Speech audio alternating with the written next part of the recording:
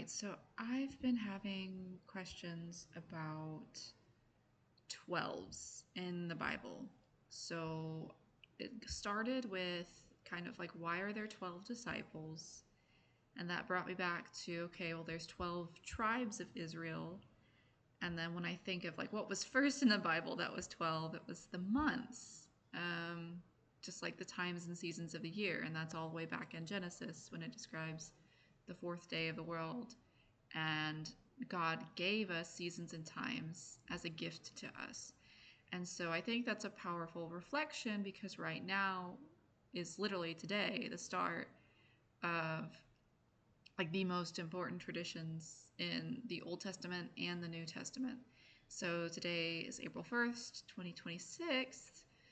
It's the first day of Passover, according to the Jewish tradition. But we're also in the middle of Holy Week for the Christian tradition. And so I was thinking I would just go over all of the months at first, but that just takes way too much time. And I'm not really able to fully flesh out and go on my little, information hunting that I'd like to go into. It's good sometimes to just do a quick glance, but I think today I want to kind of dive deeper into what the Passover is. So, if you're new here, this is the my block of 12. So this is in kind of the same design as the breastplate of Aaron. And it had 12 stones signifying the 12 tribes, and they had the names listed on it. We believe to be in the order of birth, and this is based on some ancient writings that let us know it's an order of ancient birth. But the Hebrew tradition does not read right or left to right. They don't read like we do. They read like right to left. So first would be Reuben, Simeon, Levi, first, second, third. So we're here in this block, and I put the name of the firstborn son of the tribe of Israel, and I also put the name of the disciple as it is listed in Matthew 10. So that's just the verse that I used that kind of got me curious about this in the first place. So that's why I put the disciples here in this order. I don't know if I'm just entertaining my curiosity here. So I don't this doesn't have an extensive meaning. I'm just curious. But anyways, I'm here in this block, and it's in the month of Nissan. So this is the name for the ancient Hebrew month, Nissan, that was instructed in the Bible when Moses is leaving Egypt as part of the Exodus, that this would be the first month of the year. And during this is when they celebrate the Passover, because literally this is the start of that time. That Passover was described here in Exodus 12. So Nisan, the month, I looked up the Hebrew meaning of that, and it means to bud or to blossom. But it also could mean miracles or redemption, which, it's talking about like start of growth, like redeemed, like this, beautiful beginning of life. And I think that's great in both the Jewish and the Christian tradition. I had to look up this word because I didn't know it. So I think it goes along with the Catholic tradition of Lent. But this is called Sephirot. I don't know how to say Hebrew correctly, sorry. But that something of Omer. This is like their 49 days of reflection and spiritual healing that's going to happen before this third month of the year, Sivan, which means revelation, because as Jewish tradition holds, this was the month where they received the Torah. So this is where they received a revelation. So it starts here for Catholic tradition. It's ending kind of here. We've already had our 40 days of Lent, and that 40 days signifies the time of renewal when Jesus was in the desert for 40 days without food and water and being tempted and tested and all of that things. So it's just interesting to see both of those traditions. But anyways, I'm going to get into now.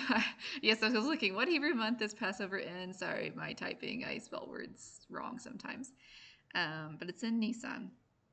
And so, looking here, we're in Exodus 12:12. I'm using the Web Bible. If you just look up Web Bible, because it's copyright free and free to use for everyone, so I just use that. All right, so Yahweh spoke to Moses and Aaron in the land of Egypt, saying, "This month shall be to you the beginning of months. It shall be the first month of the year to you. Speak to all the congregation of Israel, saying, On the 10th day of this month they shall take to them every man a lamb according to their father's houses, a lamb for the household. And if the household is too little for a lamb, then he and his neighbor next to his house shall take one according to the number of the souls." That's an interesting use of the word here. So the number of people here, the people they're trying to save, they're not just trying to save their bodies, they're trying to save their souls. That's so interesting. "You shall make your count for the lamb according to what everyone can eat. Your lamb shall be without defect, a male a year old. You shall take it from the sheep or from the goats. You shall keep it until the 14th day of the same month, and the whole assembly of the congregation of Israel shall kill it at evening." Okay, so let's go back because that's a lot of rules. So we're going to speak to everyone in Israel, right? They're still in Egypt, but this is the congregation of Israel, the faithful of Israel. And on the 10th day, they take the lamb. He's giving some extra, what if I don't have one? He's giving us some, peace, like, okay, we can handle this. Thanks, God. And then he lets you know it's going to be without defect, a male a year old, more specifics. This was very important for the tradition of the time, who can make the sacrifices at the time. It was the male rams or lambs without defects, without blemish or spots or anything like that. And you're going to count for whatever everyone can eat. That makes me think of, not too little and not in excess. And that's a common theme in the Bible. When we're given manna in the wilderness, he doesn't give us too little so that we're still hungry. He doesn't give us too much. Whatever's too much left over is going to be rotten, but just enough, It's like that spiritual feeling of satisfaction. Okay, according to what they eat, don't be killing a lamb needlessly. Eat what you can eat with respect. All right, and so I understand that. And then you shall keep it until the 14th day of the month, and the whole assembly of the congregation of Israel shall kill it at evening. Okay, so they keep it 4 days. It's found on the 10th of the month. They shall take to them every man a lamb. So on the 10th, every man is provided a lamb. And then seemingly might be like 3 or 4 days. It depends on when they start this. It could be like 3.5 or 4 days. But anyways, it's on that 14th day. So I don't know. Yeah, at evening. So it might be on that evening. So 3 days later in the evening, basically. I could be wrong about that. I'm probably wrong about that. I'm sorry. Anyways, I'm trying to make sense of this too. So they'll kill it at evening, and they shall take some of the blood and put it on 2 doorposts and on the lintel on the houses in which they shall eat it. I think the lintel's the thing that overhangs the front door. Yeah, a horizontal structural beam spanning across openings like doors and windows to support the load of the wall above, transferring the weight to the adjacent piers. That's interesting. Wow. I just had a thought that, it's transferring that load, that burden onto the pillars that can support it, which is kind of what they're doing with this lamb. We're transferring that load, that burden. Interesting. Okay, so they shall, on the lintel, we've learned about that they're transferring that weight. Okay. They shall eat the meat in that night, roasted with fire, with unleavened bread. They shall eat it with bitter herbs. Do not eat it raw, nor boiled at all with water, but roasted with fire, with its head, its legs, and its inner parts. And that's interesting to me. I think I want to keep going and then talk about that later. You shall let nothing of it remain until the morning, but that which remains of it until the morning you shall burn with fire. This is how you shall eat it: with your belt on your waist, your sandals on your feet, and your staff in your hand. And you shall eat it in haste. It is Yahweh's Passover. All right, so that's interesting. So it makes me think we're not going to boil it in water. It makes me think about, like, this is about the speed of which you can prepare this meal. Everything's made in haste. Like the belt on your waist, that's the equivalent of like your outdoor jacket. So you're eating this ready to go run outside with your shoes on, your staff for walking, your belt, you're ready to go. You've got your purse on. You are ready to go. And it's showing you like, hey, it's going to happen fast. The thing with the unleavened bread, the same thing. It makes, it's really made really quickly without the yeast giving time to rise. So it's made in haste. And I think fire is one of the quickest ways to cook meat. It really is one of the quickest ways to cook meat, but it also makes me think of like the fire of cleansing, like the cleansing flames. Could definitely see a connection there. And they shall eat it with bitter herbs. So the tradition of Passover continues with bitter herbs because it makes us think of all of our bitter difficulties that we've kind of been through. We were left, eating only bitter herbs, in the wilderness. It's this reminder of like, it was a struggle, but we made it, a kind of thing. All right, for I will go through the land of Egypt in that night, and will strike all the firstborn in the land of Egypt, both man and animal. I will execute judgments against all the gods of Egypt. I am Yahweh. So yeah, this one is easy to ask the immediate question of like, for I will go and kill people. A lot of people call God a murderer, but it's not just for the sake of nothing. It's a war, guys. It's a war against these gods of Egypt. And unfortunately, like, we're these prisoners of war. We're these pawns that are being kept in this, kind of limbo prisoner of war situation.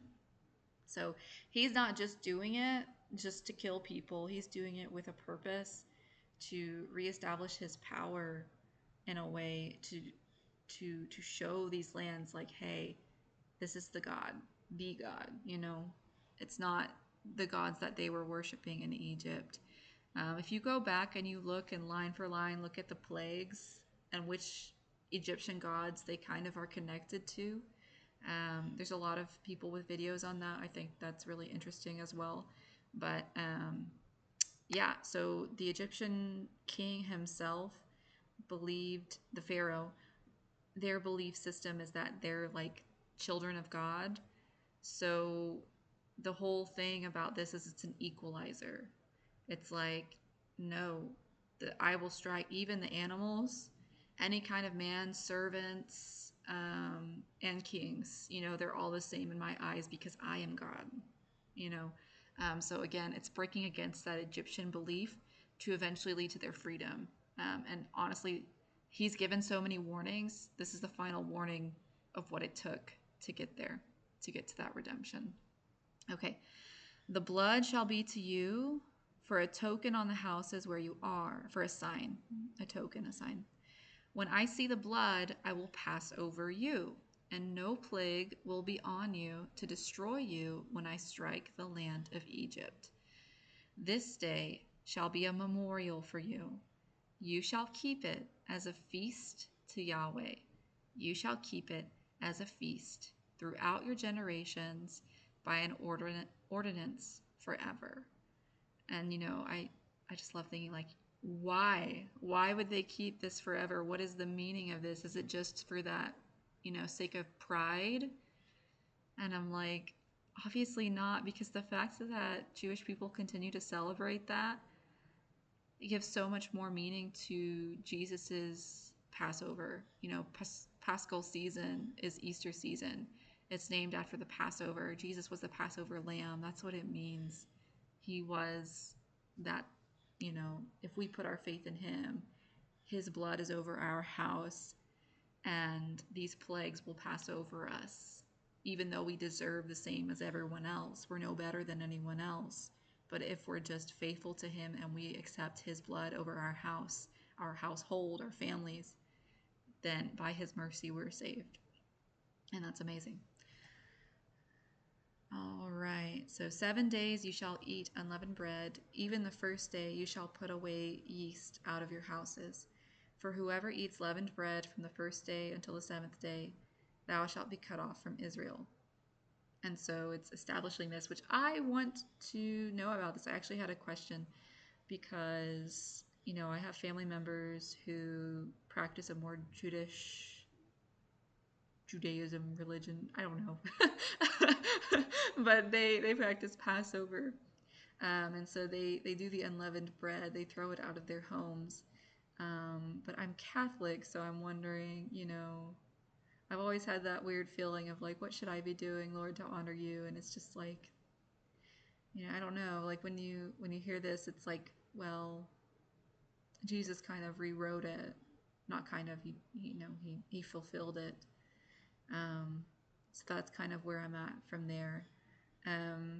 But it makes sense that the yeast would be thrown out of their houses because yeast can cause the bread to basically rot too soon. Like it spreads. Yeast spreads throughout the bread, but they're going on this trip. They're leaving in haste.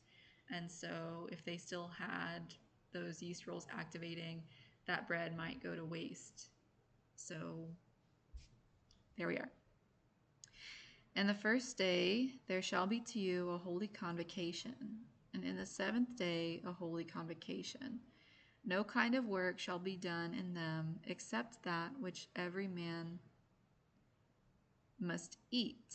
Only that may be done by you. Okay, I'm confused as to their interpretation of this. So I've seen a lot of other ones interpret this as like it'll be a holy day, like a Sabbath. So we're not going to do work just like we would do in a Sabbath, except that which every man must eat. Only that may be done. Okay, so only feed yourselves. Don't do any kind of labor. Okay, noted. You shall observe the feast of unleavened bread, for in the same day I have brought your armies out of the land of Egypt. Therefore you shall observe this day throughout your generations by an ordinance forever. Okay, so it's interesting how it's called a feast, which it is because everyone's eating lamb, and that is a delicacy and a special occasion, a thing to eat rarely. So it is a feast, but it's of unleavened bread and bitter herbs, so it's kind of a mixed bag. But yeah, he brought the armies out of the land of Egypt. That's interesting because it's not just your people, it's your armies, right? Again, this is a spiritual war. And how did the Jews fight at this time? They prayed and, listened to their prophet, their leader, in obedience, and honestly suffered a lot of humiliating work as slaves. But eventually, by faith and by listening to Moses' words and by putting the blood on their wall, they won victory just out of their obedience. So it's interesting they're called armies, but we have to remember this is a spiritual war, and that is how we win, is just by faith and obedience. In the first month, on the 14th day of the month at evening, you shall eat unleavened bread until the 21st day of the month at evening. There shall be no yeast found in your houses for 7 days. For whoever eats that which is leavened, thou shalt be cut off from the congregation of Israel, whether he is a foreigner or one who is born in the land. Which I love, actually, that this is included, because it shows that their households weren't just the Israelites. This armies he's talking about, It could have been someone from any kind of background. And so that's interesting. As long as they celebrated this Passover correctly with fullness, then they were included under this. You shall eat nothing leavened. In all your habitations you shall eat unleavened bread.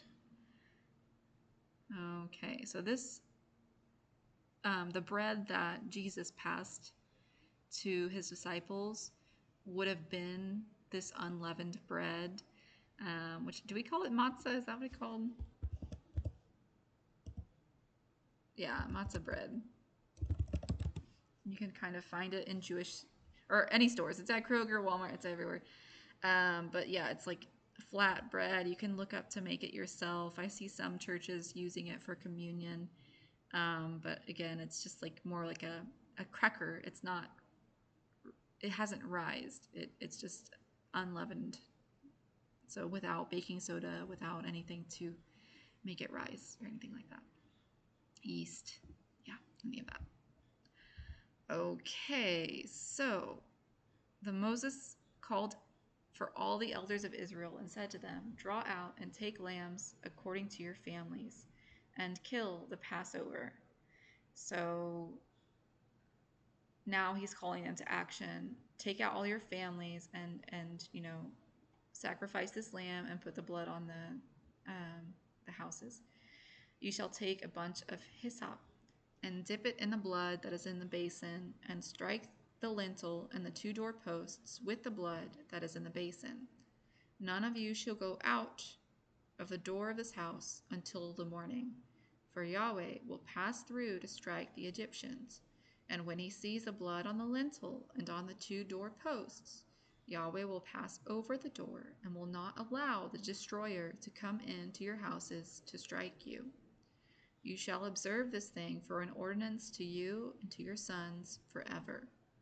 It shall happen when you have come to the land which Yahweh will give you, as he has promised, that you shall keep the service. Okay, so it continues until, there's no ending point. You're going to keep the service. Oh, okay, it says down here. Okay. All right, just keep going. Shut up. It will happen when your children ask you, what do you mean by this service? That you shall say, it is the sacrifice of Yahweh's Passover, who passed over the houses of the children of Israel in Egypt when he struck the Egyptians and spared our houses. And so I love that it's honest. Hey, your children are going to ask you about this. Like, why are we doing this? And you already know what to answer them by.